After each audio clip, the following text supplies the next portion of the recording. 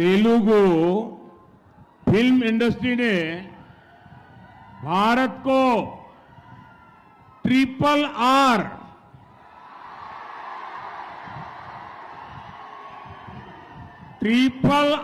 जैसी superhit film दी। लेकिन आज तेलंगाना कांग्रेस ने राज्य के लोगों को डबल आर टैक्स दे दिया है। ट्रिपल आर फिल्म ने पूरी दुनिया में भारत का नाम रोशन किया, लेकिन ये डबल आर टैक्स भारत के लिए शर्मिंदगी बढ़ा रहा है। इस डबल आर टैक्स की तेलंगाना में हर तरफ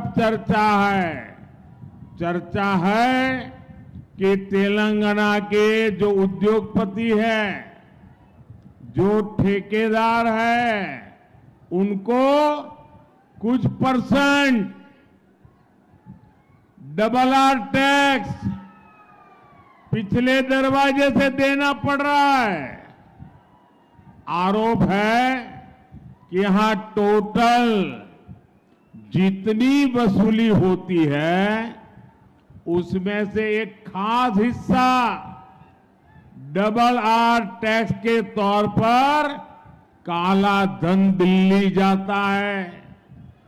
मुझे पता है आप सब ये डबल आर टैक्स से बहुत ही त्रस्त है। मुझे ज्यादा विस्तार में जाने की जरूरत नहीं है, आप समझ गए होंगे ये डबल आर कौन है। దానికోసం నా మీద కేసు పెడతావా? ఆ కేసులకు భయపడతానా? నేను 20 ఏళ్ల నుంచి ఎన్నో ఒడిదుడుకులను చూసినా, ఎన్నో ఆటుపోట్లను చూసినా. ఇవాళ మీరు అనుకుంటున్నారేమో గుజరాత్ నుంచి వచ్చి తెలంగాణ మీద పెత్తనం చేస్తామని. అందుకే 4 కోట్ల తెలంగాణ ప్రజలకు, మా 50 లక్షల నిరుద్యోగ యువకులకు నేను విజ్ఞప్తి చేస్తున్నా.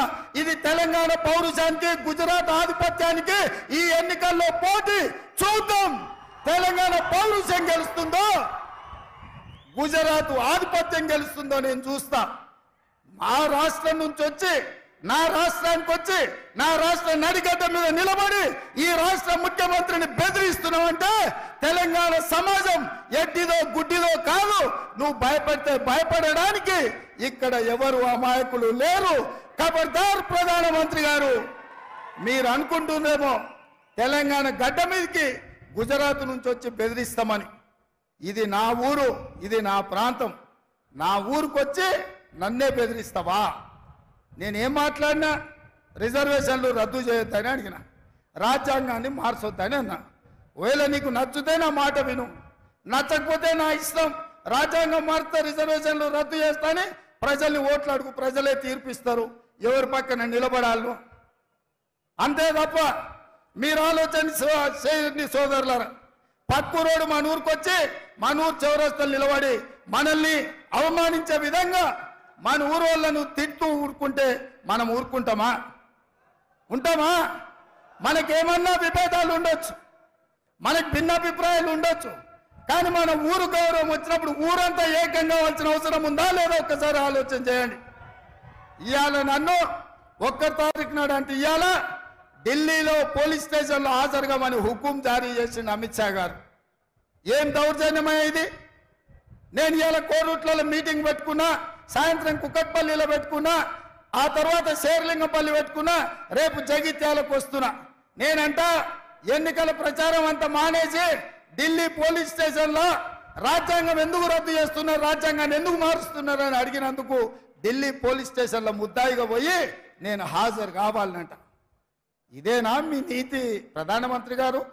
మీకు ప్రధానమంత్రిగా బాధ్యత ఇచ్చింది ప్రజలు రేవంత్ రెడ్డిని పోలీస్ స్టేషన్లో వేయడానికేనా? ఇదా మీరు నేర్చుకున్నది? ఇట్లా భయపడి ఎంతకాలం మీరు రాజ్యాన్ని వెళ్తారు? ఇవాళ నరేంద్ర మోడీ మన తెలంగాణకు వచ్చిండు. అందులో ఒక సభలో మాట్లాడిండు. ఏం మాట్లాడతాడు ఆయన? రేవంత్ రెడ్డి ఈ రాష్ట్ర ముఖ్యమంత్రి ఆర్ ట్యాక్స్ వసూలు చేస్తా ఉన్నాడు అని నరేంద్ర మోడీ మాట్లాడుతూ ఉన్నాడు. అది నిజమే అయితే మీరిద్దరు మిలాఖత్ కాకపోతే మరి వెంటనే ముఖ్యమంత్రి మీద ఎంక్వైరీకి ఆదేశం చేయి, వెంటనే ఈడీని దించు, ఐటీని దించు, ఎక్కడెక్కడ దొంగతనం జరుగుతుందో పట్టుకో. అది చేత కాదు నరేంద్ర మోడీకి. మీదికి నాటకాలు ఆడతారు కానీ ఖచ్చితంగా ఇవాళ వాళ్ళిద్దరు ఒకటే. ఎవరికి ఓటేసినా అది గోదావరిలో వారేసినట్టు తప్ప మన రాష్ట్రానికి వచ్చే లాభం